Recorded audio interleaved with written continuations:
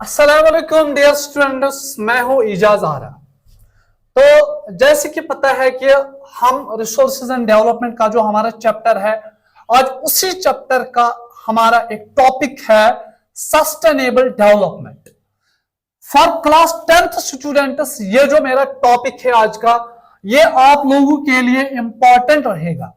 यानी जितने भी बोर्ड एग्जाम्स है, सीबीएसई है, एनसीईआरटी है, जेके बोस ने जो पिछला पेपर बनाया है उसमें भी ये क्वेश्चन डाला गया है। तो आप लोगों को मैं गुजारिश करता हूं ज्यादा से ज्यादा इस वीडियो में आप लोगों को बने रहे, ताकि ये जो सस्टेनेबल डेवलपमेंट का जो कंसेप्ट है मैं फ्रॉम वर्ड टू वर्ड ये समझाने की कोशिश करूंगा इंशाअल्लाह। तो सस्टेनेबल डेवलपमेंट का जो चैप्टर है, इसी चैप्टर में हमारी एक यहाँ पे अर्थ समिट होती है वर्ल्ड में, यानी कि अर्थ समिट होती है रायो दी जेनेरियो में 1992 में। उसके रिगार्डिंग हमें इसी चैप्टर में पढ़ना है, तो वो इंपॉर्टेंट क्वेश्चन बनता है एग्जाम के लिए। और ये हमारा जो सेकंड क्वेश्चन है इसी टॉपिक में इंपॉर्टेंट रहने वाला है, वो है यूएनसीईडी, यानी कि United Nations conference on environment and development. ये कॉन्फ्रेंस जो होती है रेड जिनेरियो, ये एग्जाम्स में मैक्सिमम पूछा जाता है। तो आप बने रहे इस वीडियो में। फर्स्ट ऑफ ऑल मैं आप लोगों को ये जो सस्टेनेबल डेवलपमेंट का जो कंसेप्ट है ये क्लियर करने जा रहा हूं। सस्टेनेबल डेवलपमेंट टॉपिक है हमारा। As far as concerned the word sustainable development आपने पढ़ा भी होगा, फिफ्थ में भी, सिक्स्थ, सेवंथ, एट्थ, नाइन्थ और इंशाल्लाह 11th 12th में भी आपको पढ़ना है इसके रिगार्डिंग। सस्टेनेबल डेवलपमेंट का जो मेन मकसद है, इस टॉपिक का जो एम है, यानी कि we have to preserve, we have to protect our natural resources for future generations. तो इंपॉर्टेंट टॉपिक है सस्टेनेबल डेवलपमेंट। सस्टेनेबल डेवलपमेंट हमें क्या कहते हैं, यानी कि सस्टेनेबल डेवलपमेंट क्या वन टॉपिकस में सस्टेनेबल डेवलपमेंट क्या गई। फर्स्ट पॉइंट ऑफ व्यू अगर देखा जाए तो सस्टेनेबल डेवलपमेंट क्या होती है। सस्टेनेबल डेवलपमेंट हमें यह कहती है कि environment should not B damaged. Point to be noted, यानी कि ये पॉइंट आपके लिए कीमती होगा। Environment should not B damaged means जो आपका एनवायरनमेंट है ये डैमेज नहीं होना चाहिए। डैमेज मतलब आप रिसोर्सेज, जितने भी रिसोर्सेज है आपके एनवायरनमेंट में, आप उनको यूटिलाइज करो, आप उनको यूज करो, बट ऐसे तरीके से, इस तरीके से यूज करो ताकि आपका एनवायरनमेंट डैमेज ना हो सके। जैसे कि हमारे यहाँ इर्द गिर्द ब्रिक किलन्स होते हैं, भट्टे होते हैं, हमें भट्टे लगाने हैं, भट्टे बनाने हैं, ताकि कंस्ट्रक्शन पर्पस के लिए हमें जो ब्रिक्स की जरूरत होती है हमें बनाने हैं। बट इस तरह हमें उनके जो चुमनीज होते हैं, फिल्ट्रेशन प्लांट्स यूज करने हैं, ताकि जो हमारे ये जो इर्द गिर्द एनवायरनमेंट है, एयर पोल्यूशन है, ये ज्यादा से ज्यादा नहीं होनी चाहिए। हमें करना है यूज नेचुरल रिसोर्सेज का, बट ख्याल ये रखना है कि हमारा जो माहौल है ये डैमेज नहीं होना चाहिए। तो इसीलिए सस्टेनेबल डेवलपमेंट का जो फर्स्ट एम होता है वो यही होता है कि जो आपका एनवायरनमेंट होता है, environment should not be damage होता है। Point number first. और point number first, what do you mean by sustainable development? क्या होता है सस्टेनेबल डेवलपमेंट? जैसे कि मैंने आपको पहले ही बोला, सस्टेनेबल का डेवलपमेंट का मेन जो मकसद है वो है resources should be left for future generation. यानी कि अगर हम आज वाटर इस्तेमाल करते हैं, आज हम रिसोर्सेज इस्तेमाल करते हैं, आज हम फॉरेस्ट यानी कि प्लांट्स इस्तेमाल करते हैं, आज हम लैंड इस्तेमाल करते हैं, आज हम जितने भी रिसोर्सेज हैं उनको यूटिलाइज करते हैं, तो हमें इस तरह यूज करने हैं, यानी कि एक्सेस नहीं करने हैं ज्यादा इस्तेमाल, ताकि हमें इन मिनिमम क्वांटिटी इस्तेमाल करने हैं। जो आने वाला यानी कि फ्यूचर जनरेशन जो होगी हमारे, उनके लिए हमें कुछ रिसोर्सेज बचा के रखनी है, ताकि वो लोग बेचारे मर जाएंगे फिर अगर उनके पास रिसोर्सेज नहीं होंगे, अगर उनके पास पानी नहीं होगा, अगर उनके पास land soil good quality of soil नहीं होगी, या प्लांट जो प्रोवाइड हमें करते हैं ऑक्सीजन, तो हमें उनको इस तरह देखभाल करनी है, हमें रिसोर्सेज को प्रोटेक्ट करनी है, ताकि जो आने वाली जनरेशन होगी हमें उनके लिए भी प्रोटेक्ट करनी है। तो इसीलिए इस टॉपिक का नाम पड़ता है सस्टेनेबल डेवलपमेंट। अगर आपको कोई पूछे सस्टेनेबल डेवलपमेंट क्या होता है, आपको डायरेक्टली बोलना है कि sustainable development means when we utilize resources in a good way, in a proper way, and we kept for future generation।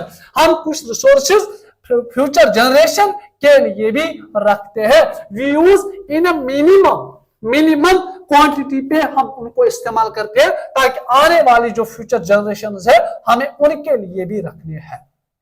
तो इसी तरह से आप लोगों को मैं बताता हूं, due to the indiscriminate use of resources, इंसान हर कोई खुदगर्ज होता है। हमने इस एनवायरनमेंट को उजाड़ा है, हमने बेतहाशा पेड़ पौधों का कटाई की, हमने बेतहाशा वाटर बॉडीज को पोल्यूट किया है, हमने बेतहाशा भट्ठे लगाए हैं। तो भट्टों से ये जो एयर पोल्यूशन होती है, बेतहाशा एयर पोल्यूशन हो गई है, वाटर पोल्यूशन हो गई है, सॉइल पोल्यूशन हो गई है।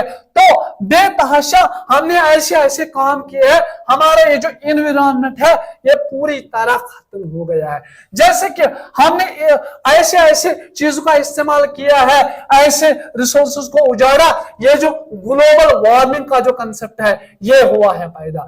हमने वाटर पोल्यूशन क्रिएट किए, हमने लैंड डिग्रेडेशन की है, हमने ओजोन लेयर को जो डिप्लीशन है, हमें ओजोन लेयर को भी नुकसान पहुंचाया। तो इसीलिए in order to protect our resources from these errors, यानी कि इन डैमेजेसों से बचाने के लिए वर्ल्ड में एक समिति होती है। जैसे कि मैंने आपको पहले ही बोला, वर्ल्ड में एक समिति होती है 1992 में, यानी कि डेट इज हियर 1992 में वर्ल्ड में एक समिति होती है। समिति का नाम है UNCED, United Nations conference on environment and development. यानी कि 1992 में रियो दी जनीरियो एक शहर का नाम है।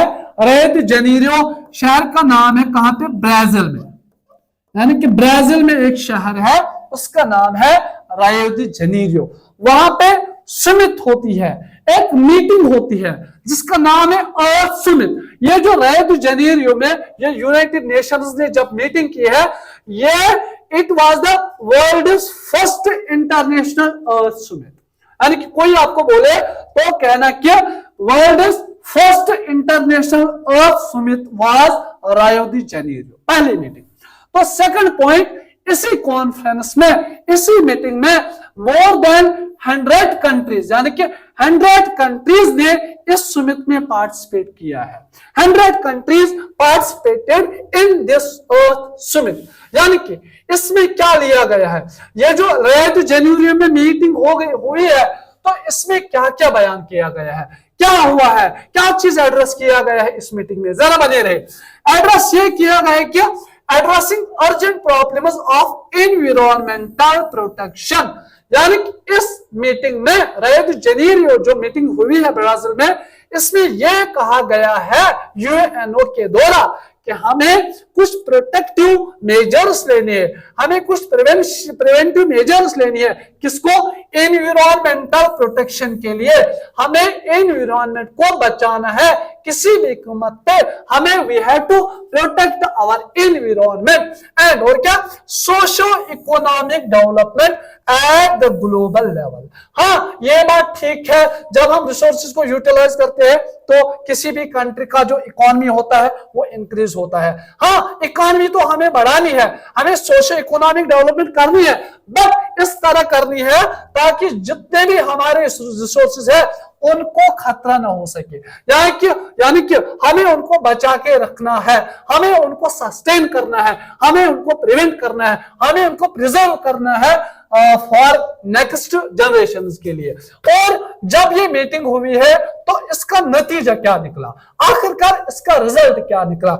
इस मीटिंग ने हमें 2 पॉइंट ऑफ व्यू दिए हैं। पहला point, global forest principles. As you know, global forest principles हमें अपने अंदर एडॉप्ट करने हैं। यानी कि ग्लोबल फॉरेस्ट प्रिंसिपल यह कहता है कि हमें ज्यादा से ज्यादा अपने ये जो नेचुरल रिसोर्सेज है हमें उनकी देखभाल करनी है। We have to preserve all the natural resources including हमें वाटर बॉडीज का ख्याल रखना है, हमें डिफॉरेस्टेशन नहीं करनी है, हमें ज्यादा से ज्यादा एफॉरेस्टेशन करनी है। तो हमें इस चीज को बचाना है ताकि जो आने वाला जनरेशन होगा हमें उनके लिए रखना है। तो टॉपिक का नाम ही बता रहा है कि सस्टेनेबल डेवलपमेंट हमें करनी है। तो दूसरा पॉइंट है, we have to adopt agenda 21। ये पॉइंट भी आपको एग्जाम में पूछा जाएगा 2 मार्क्स का। यानी कि what do you mean bye agenda 21? Agenda 21 इसी कॉन्फ्रेंस से हमें मिला। सर हमें बोले एजेंडा 21 क्या होता है? एजेंडा 21 होता है यही, in this agenda how to protect our environment, हमें एनवायरमेंट को कैसे बचाना है, and how to protect our natural resources. यानी कि यहां पे मैंने डिफाइन करके रखा है हमें अपने एनवायरमेंट को कैसे बचाना है और हमें अपने ये जो रिसोर्सेज होते हैं हमें उनको कैसे बचाना है। यानी कि इस 21 एजेंडा के रिगार्डिंग यही कहा गया है कि हमें फिलहाल सारे माहौल और सारे रिसोर्सेज को बचाना है इन ए प्रॉपर वे। होपिंग दैट आपको ये क्लास समझ आया होगा। तो नेक्स्ट टॉपिक में मिलते हैं, तब तक के लिए अल्लाह हाफिज।